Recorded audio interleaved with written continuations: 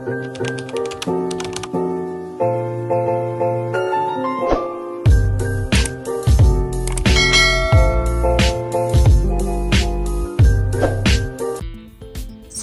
warahmatullahi wabarakatuh. Perkenalkan, nama saya Serina, NIM 02104001, Prodi Teknik Informatika, Universitas Mapapuluan Sopeng. Sistem penunjuk keputusan penerimaan dan bantuan rumah tidak layak huni menggunakan metode multi atribut dan utility teori atau MAUT. Selanjutnya saya akan membahas tentang latar belakang. Keluarga adalah komplek terkecil dalam masyarakat dan merupakan tempat kebutuhan pokok dalam keluarga, karena rumah merupakan suatu sarana untuk tempat tinggal. Namun perlu kami sampaikan bahwa di wilayah kami masih banyak warga masyarakat yang tinggal di rumah yang tidak layak huni. Adapun masyarakat ini tergolong pada keluarga fakir miskin dan tidak mempunyai penghasilan tetap yang dapat mencukupi kebutuhan sehari-harinya. Pembahasan poin pertama, definisi. Poin kedua, tujuan penelitian. Yang ketiga, manfaat penelitian. Poin keempat yaitu metode yang digunakan dan perhitungannya. Yang kelima, tampilan aplikasi, dan terakhir yaitu kesimpulan. Pembahasan pertama kita yaitu definisi rumah tidak layak huni. Rumah tidak layak huni, yang selanjutnya singkatan dari RTLH, adalah rumah yang tidak memenuhi persyaratan keselamatan bangunan, kecukupan minimum luas bangunan, dan kesehatan penghuni.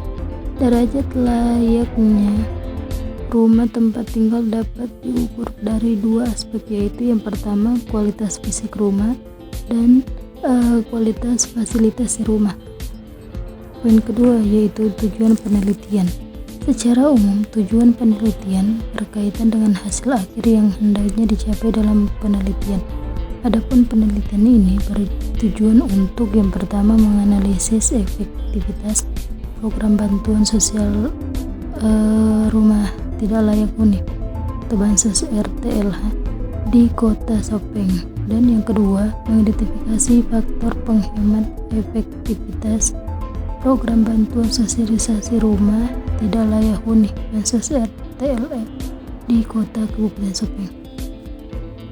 Pembahasan selanjutnya, pemanfaatan penelitian. Nah, adapun pemanfaatan penelitian yaitu memberikan informasi dan masukan bagi pemerintahan daerah lain pada umumnya dan pemerintahan Kabupaten Sopeng pada khususnya dalam memformulasikan kebijakan terutama yang berkaitan dengan program bantuan sosial rumah tidak layak huni, sehingga program selanjutnya dapat berjalan dengan efektif dan sesuai dengan tujuan yang ingin dicapai. Poin keempat yaitu metode yang digunakan. Nah, adapun metode yang digunakan yaitu multi atribut utility teori ataupun bisa disingkat dengan MAUT, adalah skema di mana evaluasi akhir fx dari suatu objek x yang merupakan suatu nilai bobot yang dijumlahkan dengan nilai relatif terhadap nilai dimensinya. Nah, ungkapan yang bisa digunakan untuk menunjukkan adalah nilai utilitas. MAUT atau multi attribute utility theory digunakan untuk merubah dan beberapa kepentingan dalam nilai numerik dalam skala 0 sampai 1, dengan 0 mewakili opsi terburuk dan 1 lebih baik.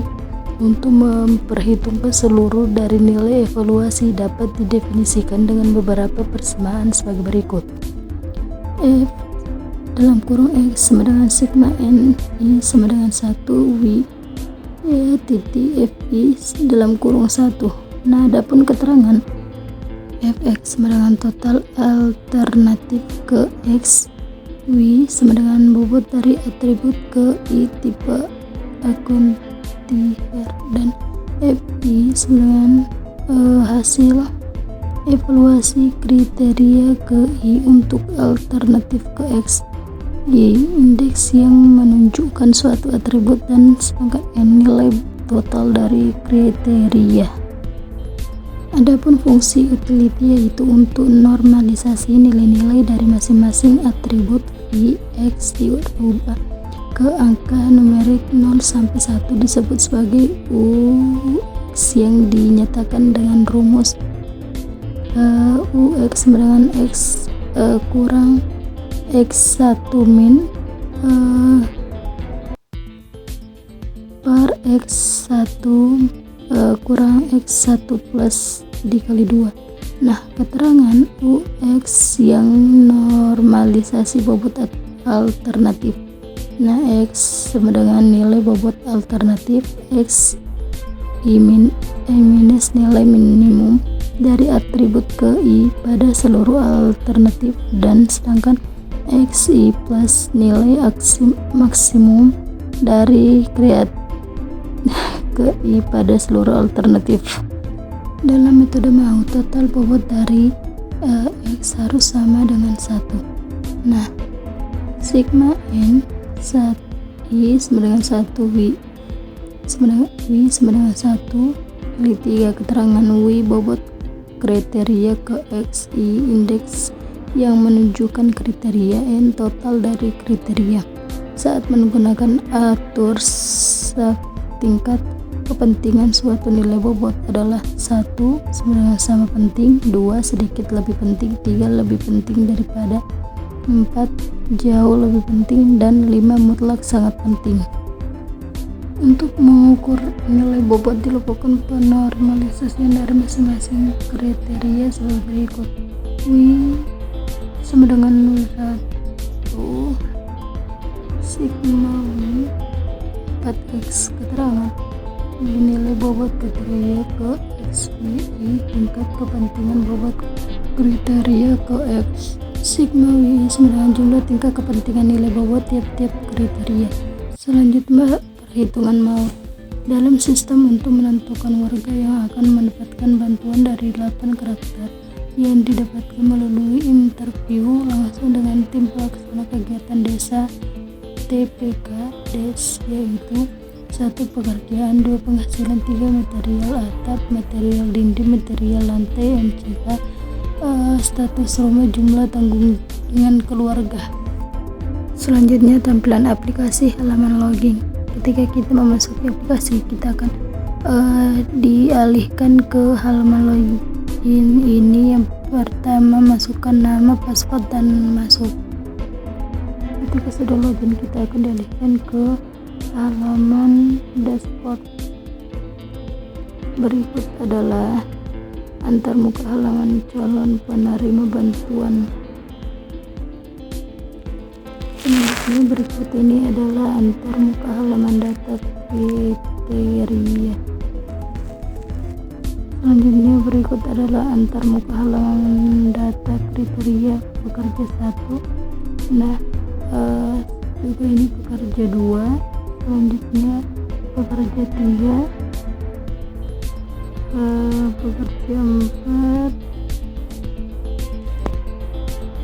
pekerja 5, pekerja 6, dan berikut merupakan tampilan perhitungan maut. Berikut ini tampilan proses normalisasi bobot referensi W. Berikut tampilan laporan hasil akhir.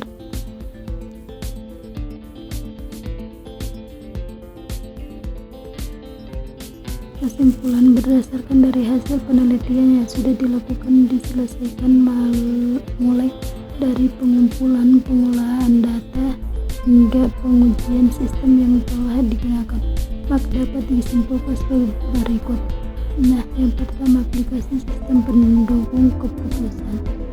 Penerimaan dana bantuan rumah tidak layak huni dibangun berbasis web, dirancang menggunakan software Visual Code, text editor, database management system (DBSM),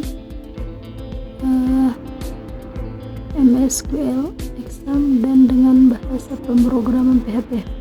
Nah, dan yang kedua, penerapan metode maut menjadi lebih efisien karena proses penilaian terhadap nilai-nilai calon penerima bantuan menjadi lebih cepat, serta dapat saat proses penghitungan nilai para calon penerima dana bantuan, nilai keputusan akhir yang dihasilkan oleh sistem menjadi lebih objektif dan transparan. Itulah tadi presentasi dari saya. Allahumma afiq lakum. Wassalamualaikum warahmatullahi wabarakatuh.